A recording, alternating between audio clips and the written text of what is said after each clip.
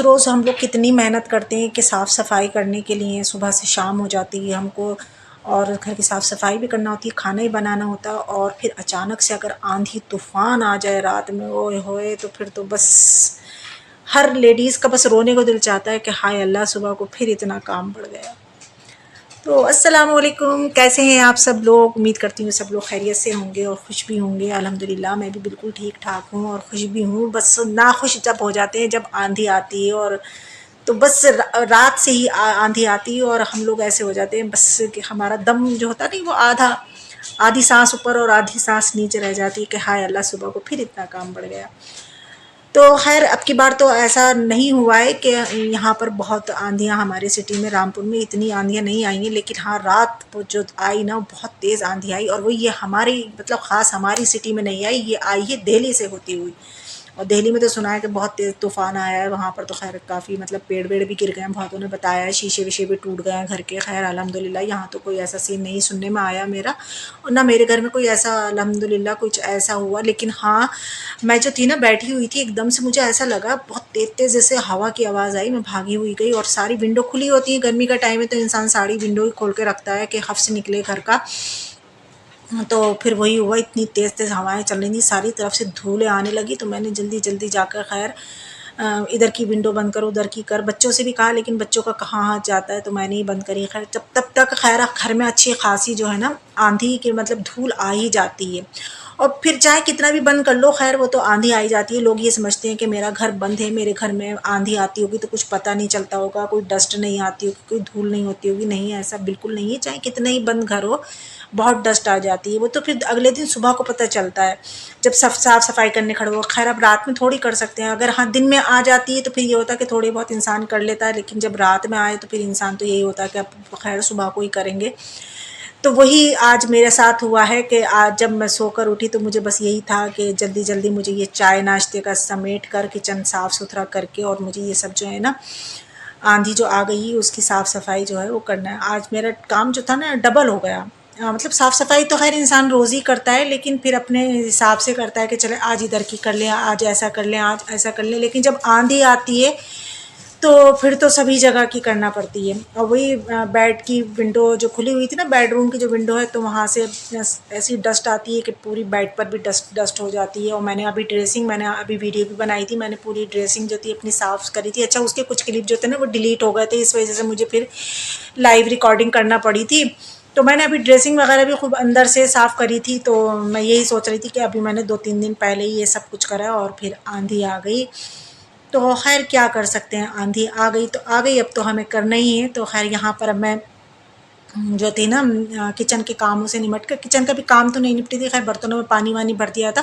खैर अच्छा, अब ये है कि बच्चे घर में है ना, तो बच्चों से खैर थोड़ी बहुत हेल्प ले लेनी चाहिए, बच्चे भी फिर एक्टिव रहते हैं और बच्चों की आदत पड़ती है। तो खैर मैं तो अब मेरे दोनों बच्चों की छुट्टियाँ हो गई है ना, तो मैं बेटी को भी साथ में लगा लेती हूँ, और फिर जब जो छोटा मोटा काम होता है उसमें बेटे की भी मैं हेल्प ले लेती हूँ। इससे बच्चे जो है ना इन्वॉल्व रहते हैं इन चीज़ों में, फिर वो टीवी भी शीवी की तरफ नहीं जाते हैं, ऐसी जैसे मोबाइल या टीवी की तरफ नहीं जाते हैं, फिर वो काम में लगे रहते हैं। और बच्चे तो फिर बड़े शौक में करते हैं, उनको तो ये नए काम लगते हैं ना, उनको तो बड़े अच्छे लगते हैं ये काम, हम लोगों को नहीं लगते लेकिन बच्चों को बहुत अच्छे लगते हैं ये काम।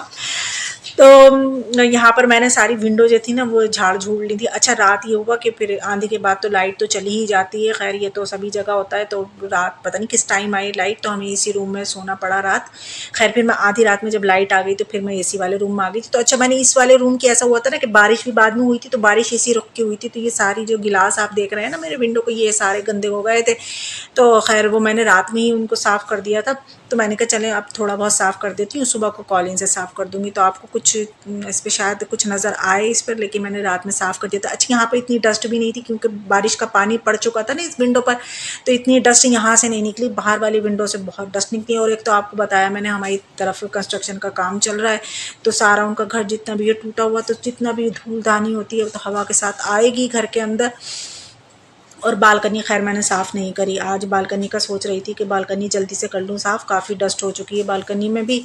खैर पेड़ों में जाके पानी वानी डाल देती हूँ मैं, लेकिन साफ़ नहीं कर रही हूँ। वही है ना, किसी दिन हस्बैंड को पकड़ा जाएगा फिर बालकनी साफ़ करी जाएगी, वो तो अकेले करने का काम नहीं है, हस्बैंड को बैठाला जाएगा फिर होगी।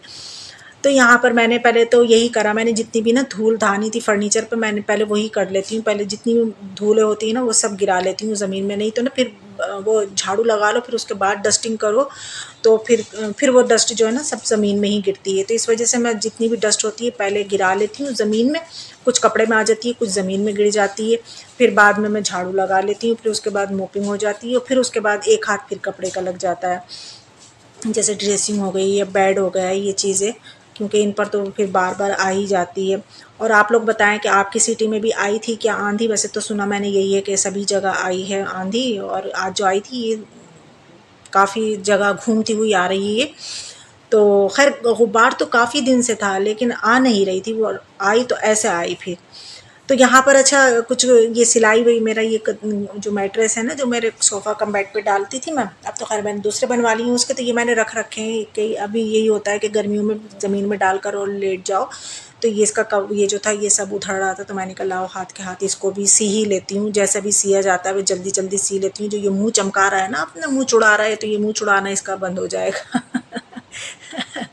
तो यहाँ पर ये करा, फिर ये जीने में भी अच्छा ये है कि घर की तो हम साफ़ सफाई कर लें और जहाँ से एंट्रेंस है हमारे घर का वहाँ से जहाँ से आना जाना हो रहा है वहीं पर इतनी डस्ट हो गंदगी हो तो फिर घर साफ़ करने को कोई फ़ायदा नहीं होता है, क्योंकि जब मियाँ हो या बच्चे हों या बाहर का कोई आ रहा है तो जूते चप्पलों में वो डस्ट या धूल मिट्टी लगकर आएगी तो घर के अंदर फिर लाजमी आएगी। तो मैं तो खैर पूरे घर को अपना ये जो स्टेयर्स होती हैं सीढ़ी हैं सब इनको सबको साफ़ सुथरा करती हूँ। तो यहाँ पर ना मैंने बेटे को लगा दिया था साथ में, तो उनने छोटा सा ये क्लिप भी ले लिया था, तो मैंने कहा चले अब बच्चे ने मेरे बनाया है तो मैं ऐड कर देती हूँ। अब ये इतना काम कर करके अब ज़ाहिर है भूख तो लगेगी ना इंसान को थोड़ी बहुत, तो बनाना रखे तो मैंने अपने आप भी खाया बच्चों को भी खिलाए।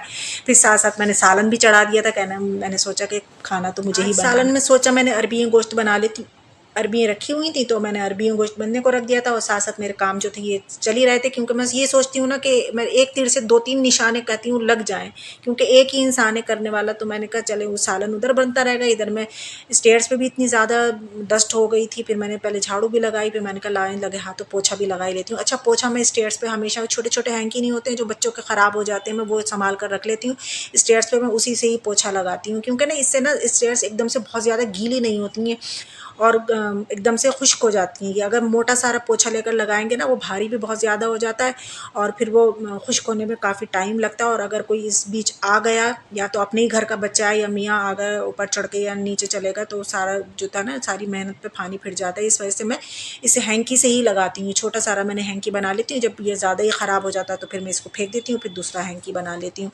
अगर आपके पास आप लोगों के पास हैंकी नहीं है, अगर आप बनाना चाह रहे हैं तो आपके पास बड़ी टावल है ना, तो बड़ी टावल के छोटे छोटे टुकड़े करके भी उनको सिलाई करके चारों तरफ और वो भी बना सकते हैं। खैर मैं तो हैंकी का ही बना लेती हूँ, तो इससे ना बड़ा सही रहता है, मुझे तो बहुत अच्छा लगता है इससे पोछा लगाना। मैं तो ऐसे ही लगाती हूँ अपनी स्टेयर्स पे पोछा। अच्छा स्टेयर्स पे मैं रोज़ पोछा नहीं लगा पाती हूँ क्योंकि वही कि घर के इतने काम होते हैं तो इंसान कैसे लगा लेगा, तो स्टेयर्स पर से तो खैर कभी कभार ही लगाती हूँ, लेकिन आज मुझे लगाना ही था तो मैंने खैर लगा लिया। फिर उसके बाद वही होता है कि अब सारे घर के सारे काम करें तो अपने आप को भी साफ़ सुथरा करना होता है। अब ये थोड़ी कि हम सिर झाड़ो मुंह पहाड़ लिए फिरेंगे, तो वो फिर मैंने भी निशाड़ लिया। फिर ये अपने कॉम वगैरह जो होते हैं जब मैं हेड वॉश करती हूँ तो मैंने आपको पहले ही बताया कि मैं ज़रूर कॉम धोती हूँ, तो कॉम भी धोया, कंघी भी धोई और फिर भैया अपना जो क्लेचर वगैरह लगाती हूँ वो सब मैं वॉश कर लेती हूँ। साथ साथ अपनी किचन में आई तो आकर देखा तो हस्बैंड जो थे दूध भी लेकर आए, दही भी लेकर आए, मैंने सालन भी गर्म करने को रख दिया था खाने के लिए।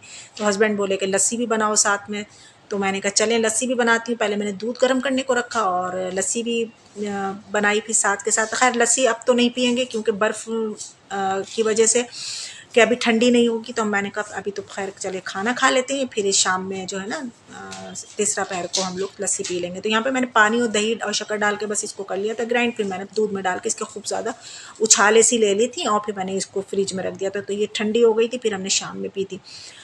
अब दोपहर में मियाँ की फरमाइश पूरी करी तो जाहिर है अब बच्चों की भी फरमाइश होगी, हमारे बेटे की भी ये फरमाइश थी शाम के टाइम में, कहा मम्मू मुझे पॉपकॉर्न बना कर दीजिए। तो मैंने कहा चलें, पॉपकॉर्न का पैकेट रखा था मेरे पास, तो मैंने कहा चलें अब पॉपकॉर्न भी बना ही देती हूँ, जब पापा की फरमाइश पूरी करी है तो बेटे की भी करूँ। तो यहाँ पर बस अब मैं पॉपकॉर्न बनाने लगी थी। हम लोगों को तो बस दिन भर ऐसे ही हो जाता है। और यहाँ पर अदरक लहसुन बिल्कुल ख़त्म हो चुका था तो मैंने उसको भी छील छाल कर धोकर रख दिया था। कभी इंशाल्लाह मैं सुबह को इसको पीसूँगी, इसको आप भी पीसता हुआ देखेंगे नेक्स्ट व्लॉग में इंशाल्लाह। तो यहाँ पर मैंने काट कर धोकर उसको रख दिया था कि बस फ्रिज में रात को उठा कर रख दूँगी जब इसका पानी निचड़ जाएगा। और इधर ये पॉपकॉर्न जो थे ये बनने लगे थे। अच्छा, इस कढ़ाई में ना एक सुराख सा होता है, तो मैंने इसको पर ना हैंकी मैंने कहा इसमें से इसकी इसी वजह से होता है कि इसके अंदर जो भाप बने, स्टीम वो निकलती रहे थोड़ी बहुत। तो मैंने सोचा चल इसके ऊपर हैंकी लगा देती हूँ, इसकी स्टीम जो है ना बंद हो जाएगी, फिर ये अच्छे से और बन जाएंगे। तो वही हुआ। खैर मैंने जब इसकी इस जो था नहीं इसके होल जो था उसको बंद कर दिया मैंने, और फिर ये जो थे खूब चटर पटर करके बनने लगे थे। और यहाँ पर मुझे इतनी गर्मी लग रही थी, इतनी गर्मी लग रही थी, क्योंकि गर्मी का ही मौसम है। अब तो चाहे कितनी आंधी हो जाओ, कहने को बारिश पड़ी है, लेकिन फिर भी बहुत गर्मी हो रही है, बहुत हफ्स हो रहा है। बस अल्लाह रहम करे। जाड़े आते हैं तो ये होता है कि इतनी ठंडे गर्मी आती है तो जब हाय हाय करते हैं, और विंटर आते हैं जब हम हाय हाय करते हैं। हम बंदों को चैन नहीं किसी भी हाल में। तो यहाँ पर हमारे पॉपकॉर्न जो थे बन के तैयार हो गए, तो मैंने बेटे को दी। मैंने कहा जाओ एसी रूम में बैठो, मैं आ रही हूँ, फिर मैं भी खाती हूँ साथ में। चलिए फिर मैं पॉपकॉर्न खाने जा रही हूँ। अल्लाह हाफिज़।